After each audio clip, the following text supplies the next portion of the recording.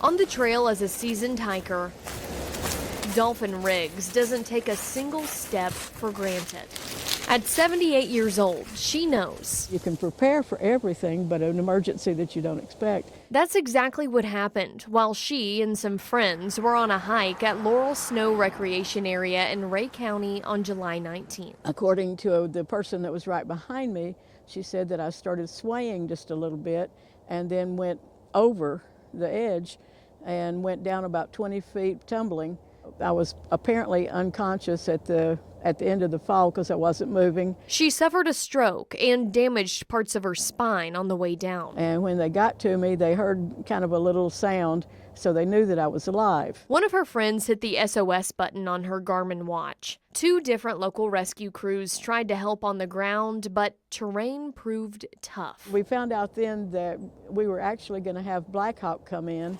It wasn't long until a crew from the Tennessee National Guard dropped their 290-foot cable, loaded her into the helicopter, and flew her to UT Medical Center, all within an hour of that call. They were very professional and took really good care of me and got me where I needed to be quickly. That's the name of the game for the team of medics and pilots led by veteran Commander Hewlin Holmes. Well, I mean, what we're doing is meaningful, right? We're trying to save someone's life, and every minute or second that we can shave off that process is the ability that somebody may live. Inside and out, the National Guard base on the military side of McGee-Tyson Airport stays ready for rescues. Out of the 12 Blackhawk helicopters stationed here, there's always one ready to go at a moment's notice. So every step that we're closer to launching is an extra time that we give that patient to survive. A crew of 4 works to save lives, rescuing people stranded in remote areas.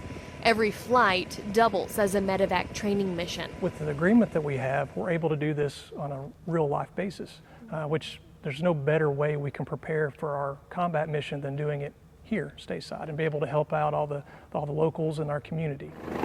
The National Guard made the switch from Kiowa Warrior assault helicopters to bigger Blackhawks built for rescues back in 2016. There was a transition period, but with that opened up all kinds of new possibilities. Before this ready resource, rescues with only park rangers and other crews on the ground took much longer. I mean, before we were involved, that's just something they took on themselves and did the best they could to get them out to safety. Since then, this Guard unit has rescued more than 60 people needing help in the Great Smoky Mountains-National Park.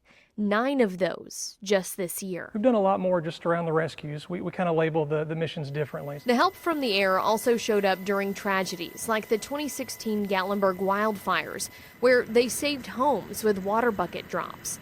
And in 2024, when historic floodwaters from Hurricane Helene trapped people on the roof of a hospital in Unicoi County. And they were fortunate to get there in time to get all the patients and staff off the roof of the hospital and then moved out into the community, picking people out of trees, just trying to find anybody they could to save.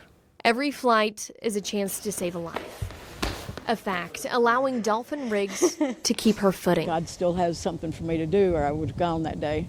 And in fact, some of the doctors at UT were calling me their walking miracle. Through physical therapy at Star Regional in Athens, she's getting stronger since the rescue. You never stop, you never quit. Staying strong. And you keep laughing. One step at a time. I'm Katie Inman.